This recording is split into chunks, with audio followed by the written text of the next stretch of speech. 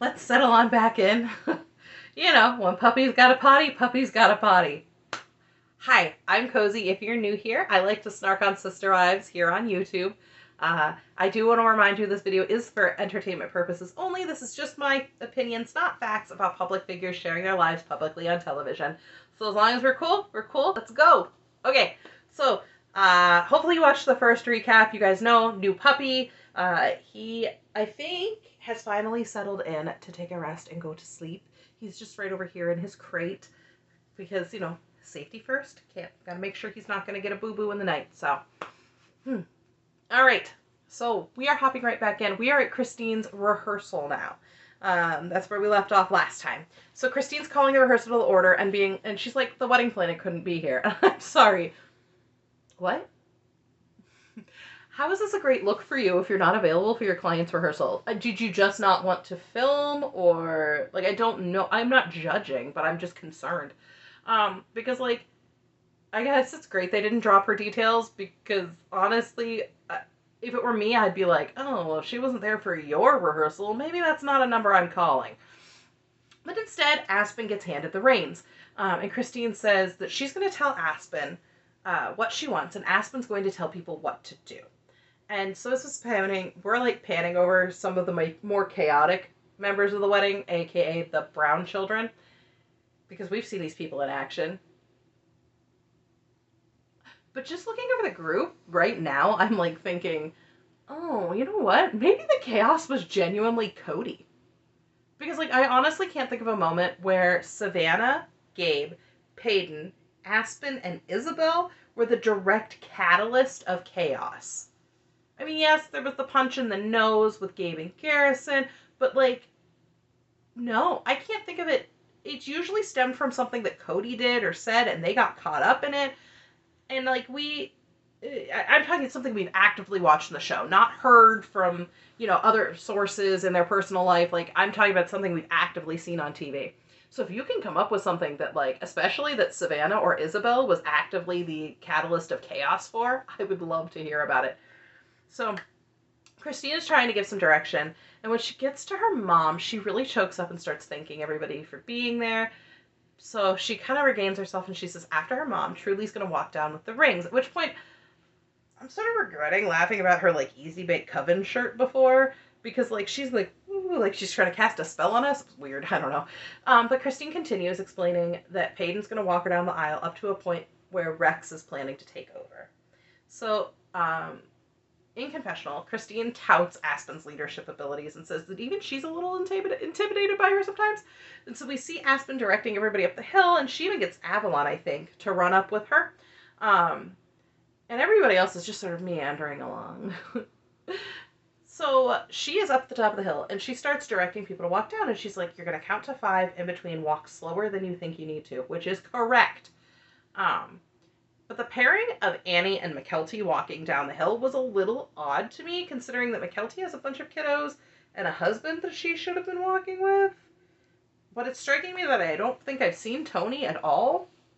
So, like, either he was relegated to baby duty or he was not asked to be a part of this. Like, I don't think that's the case.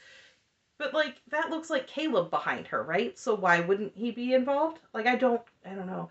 But all of the little girls holding hands coming down together was one of the cutest things I've ever seen. Like, I'm just being honest. So David gets to the stage and, like, pretends to trip, which was kind of impressive, but, like, no one really had a reaction. So in confessional, he's like, someone tripped me. I think it was Christine. And Christine's like, I was up at the top of the hill. I hadn't even walked down yet. And she's like, it couldn't be me. And he's like, nah, somebody pushed me. I think it was you. I was just like, so we see David take a bow on stage in real time. To, once again, no reaction. I don't know, this guy seems funny to me. And he's like, this was a good tumble. And Christine's like, did you really tumble? And he's like, I did a combat tumble. And he's just so serious. I loved it. So Christine gets to the end of the walk. David's like, should I meet you on the ground? Because Rex isn't going to be able to do the stairs. And Peyton pantomimes helping Grandpa to his chair, but since there's no other human form there, it just sort of looks like he's going to scoop up Rex and, like, baby carry him back to his seat. I don't know. You guys have to see it. Peyton has some really good, like, movement things in this episode. I can't explain it. You just have to watch it. So Christine's like, it's super important that my dad is part of this. She's like, he was there at my first marriage to Cody, one of the very few people that was in the room.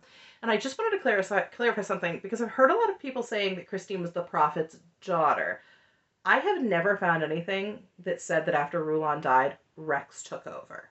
Um, so I don't think that Rex was leading the church. And based off some of the things that Christine has said, like him kind of saying things like, no, that's not really true. I don't think that he was the leader. So while he may have been there, I don't think he was involved in the religious portions of the ceremony, just as a witness. If you have sources saying otherwise, I actually really, really, really want to know, because I'm trying to understand a little bit more, because a lot of the sources that I have are very surface level. So, she does say that her dad was one of the few people in the room, and she says her dad has been sick for 15 years. He has good days and bad days, and in case he has a bad day, they're just going to keep it really simple. I'm not sure what's going on with Rex. It could be dementia, it could be cancer. Either way, I really truly hope for him that he is getting some comfort and well-needed rest, because, man, he was great in this episode. So Aspen's like, I have notes for the wedding planner. And at the end of the day, she may change a few things. And I'm like, girl, you tell her. She's just going to do what you said, because she couldn't even be here. So you tell her what we're doing. And Christine's like, okay, let's be done. Time for dinner. So, Aspen and Isabel get this little, like, talking head moment with Grandma Annie. And goodness, that woman has some strong genes, because look at the three of them together. And Annie's like, I got emotional at the sight of Christine walking down the aisle. And Aspen asks if Grandma was crying today. And Isabel, who the captions on Max are like, McKelty. That's not McKelty.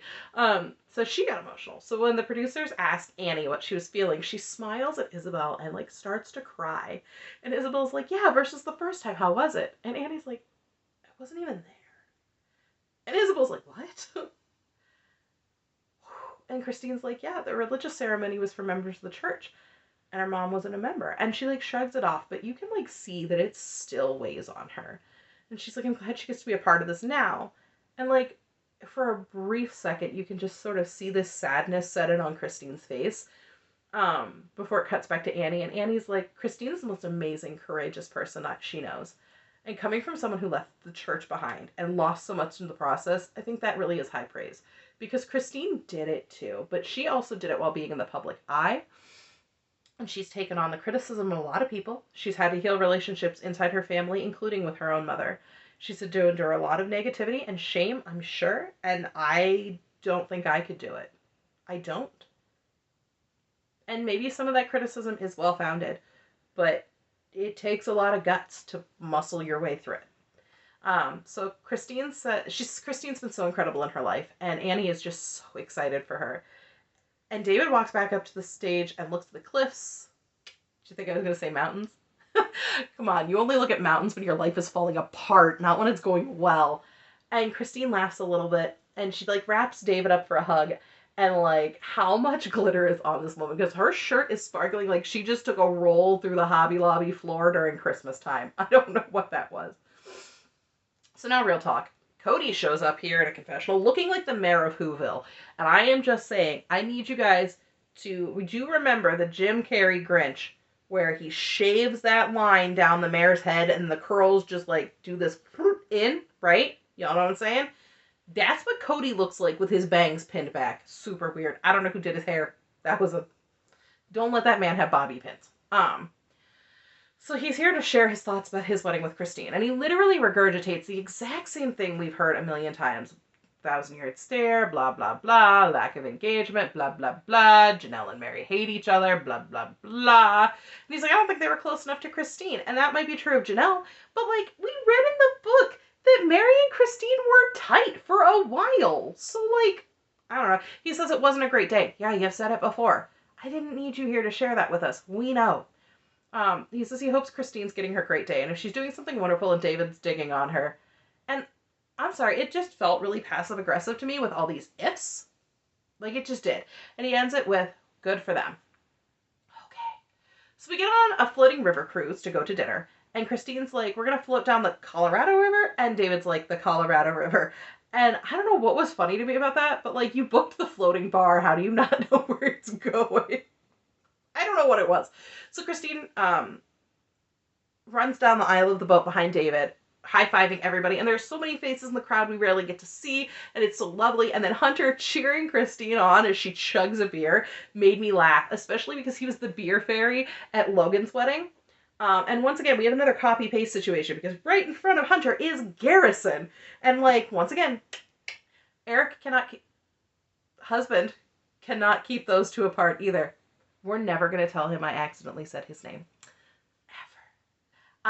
So between Aspen and Isabel and Garrison and Hunter, there are strong genes in these ladies' families. Like, let's be serious. So Christine's like, I don't usually chug beer. And in her first marriage, no drinking.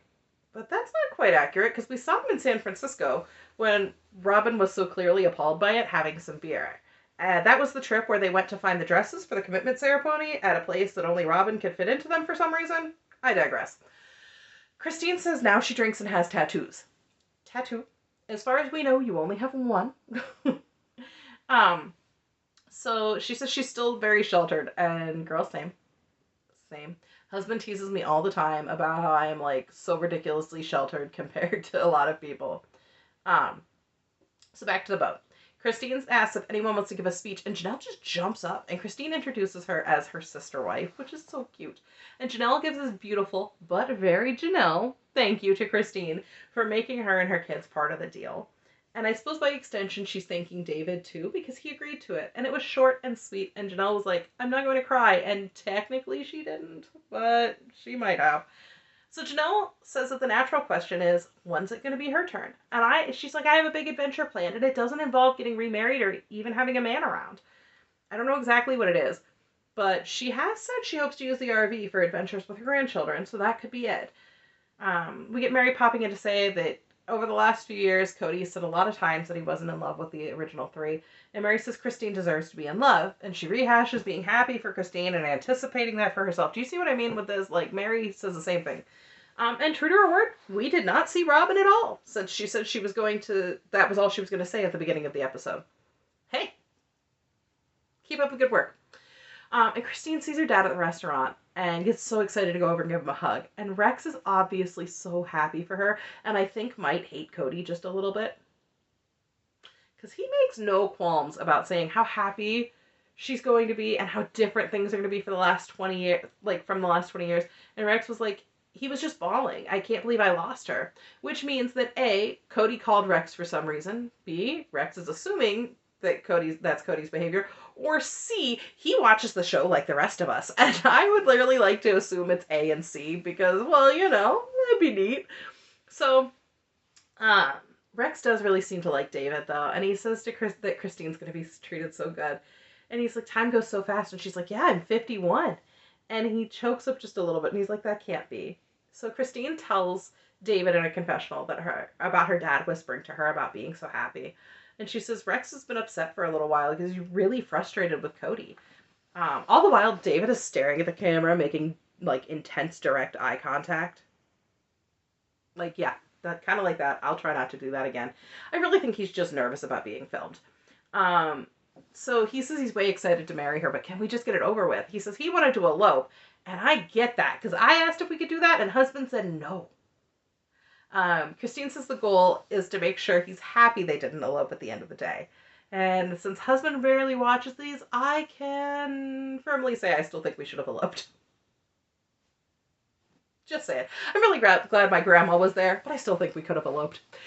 So David holds out with this, like, holds out with the tenses so well, pretending they're talking about this in real time instead of, like, we know they're filmed, the confessionals are filmed later.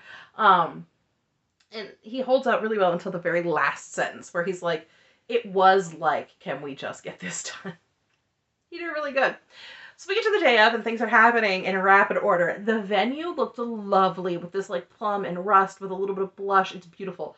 So truly bust through the door of the B&B that they're staying at. And she's like everybody's weird, sometimes witchy, sometimes crunchy aunt with the sunglasses. And she's like, hello, my children. Like, this is so fitting for her. But that outfit, while very her, is a choice. This girl has never met a Hot Topic or a Spencer's Gifts that she didn't like. I'm just saying. And I have to admit that Isabel stealing Peyton's hug was so hilarious and adorable, because Christine's like, I was coming for you. And he literally stood there like halfway through the hug, waiting. Um, so McKelty jumps up to try and get in, and he told her to go away. I was like, yes, please ask her to have several seats. Um, and to her credit, she actually did go and sit down. So of course then she like lectured Christine on how she should be getting ready for her wedding, namely in her pajamas, which is not something I did. I didn't even know what I was wearing, honestly. But Christine's like, I'm rewriting everything and I'm not doing anything traditional. This is certainly more traditional than your first wedding, but all right. Though I will say, she probably should have opted for like a button down at least, because pulling that sweater over your hair is gonna mess it up, girl. It's gonna make you frizzy. Don't do that. So, she shares they didn't want the titles of best man or maid of honor, which I think is super smart, because based off of the amount of family, someone's gonna get hurt if someone else got that spot. She shares they wanted to be the only ones up on stage with the officiant, and that definitely runs deep for her. She's like, I shared my marriage for such a long time. I don't want to share that space with anybody but him. And Janelle's like, I think it's just right that they're getting married. She lists off all the things that Christine lacked in her marriage with Cody that she has with David. And she's like, it feels like something that was wrong has been fixed. And I get that. So Maddie asks if David's going to see her for the first time in the aisle. And Christine's like, oh yeah, I kissed her goodbye as a single woman. And the next time he sees me will be in that moment. And Maddie is seated with Hunter and Caleb when she's sharing in confessional that it's weird. She's so sad the other family isn't here and that there's animosity, but she loves David and David's family. She's like, it's so complex because she's so happy for Christine and David, but so sad that the other marriage ended. And in real time, Maddie asks if she thinks that David's going to cry. And we know that's a big point for her, because that's what she wanted at her own wedding, was that reaction. And Christine said, yeah, he was almost crying yesterday, so yeah. So we go over to the room where the men folk are getting ready. And David's like, they're going to give me crap like they always do, and that's all right. I can handle it. And I was like, that seems so out of place. And then Tony showed up. Of course it's Tony. So David asks if Tony's ready, and he says no. And David's like, why? Do you need to lecture me? And he's like, lecture you? No, he doesn't, David, because frankly, he should just be glad he's being included the way that he's been acting. So David in confessional says he knows it's 110% the right thing to do to get married to Christine because she's his unicorn. So David introduces several of the guys to Tony and Mitch. Dave, Chris, and Corbin. Corbin's important because he's going to be the officiant, and he looks excited and overjoyed to do it. He also looks like a better version of Tony if Tony would take care of some of that hair and whatever. We definitely weren't shopping great value when we picked up Corbin. I shop everything great value. That's not a dig, just saying. Great value. Tony started out, so why'd you pick him? Listen, did you think they were going to ask you? Because I can tell you right now, having Tony marry you would only be marginally better than asking Cody to do it. And that's only because I don't think he'd accidentally kick somebody in the head on your dance floor later. But the real reason is that Corbin is a licensed officiant. And he performed ceremonies for David's family in the past. So David knew that he could trust them to get the job done. So Tony, for some reason's like, where'd you get your license? Okay, weird. And Corbin's like, oh, it's one of those like pay $50, take a test type deals. And he jokes, as long as you aren't cousins, you guys can get married. Unfortunately, in the Brown family, that's a little bit less of a joke than you'd like it to be. Katie, David's daughter, shares that Corbin made a joke the first time that they met Christine that he could marry them that night. And he's like, yeah, I told them we have witnesses, I'm an officiant. And Christine laughed and was like, just stop. So when the time came, they called him. They were like, do you want to officiate? And he's like, I was told a few simple rules. No inappropriate jokes. He did ask. Keep it short. Talk about your love for us and talk about finding love later in life. And he says their love story is a testament to finding that love. And we come back and David's like, Houston, we have a problem. He cannot remember which shirt Christine told him to wear and has a 50-50 chance of getting it wrong. Here's my question. Why do you have both the shirts if there was one you weren't supposed to wear? I don't know. Tony steps in and is like, well, this doesn't look plum and this doesn't look rust. And then gripes about how hard the colors were to find. No one else seems to have had much of an issue. So he asks, what's Christine wearing? And David gets a little short with him. Is like, a white dress. I don't know. And Tony's like, you don't know what she's wearing. No, doofus, because normal people don't refuse to let their bride pick out the damn dress. That will always stick in my craw. The fact that he did that, and then Robin, we'll get to it when I do that episode.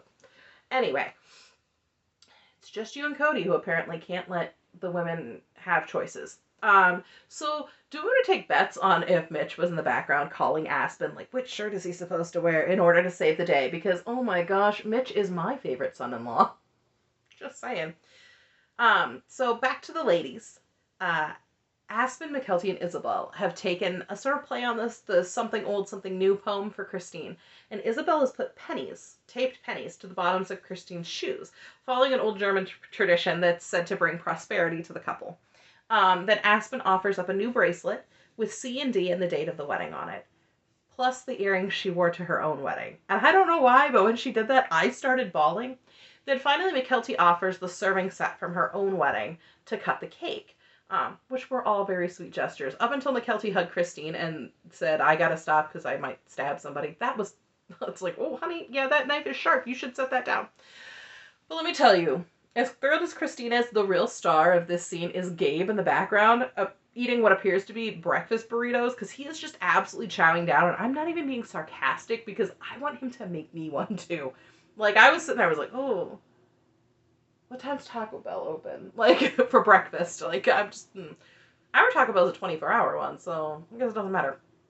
Christine shares that she knew the girls were happy for her, but that they're having a good time at this wedding, and, like, that's super important to her. So she hugs them tight, and Gabe is still happily slamming that food in the background, completely unfazed. Man has priorities, and I am here for it. Because, once again, it looked good. I'd have had some. It also made me think of Logan when he said he did breakfast burritos, so...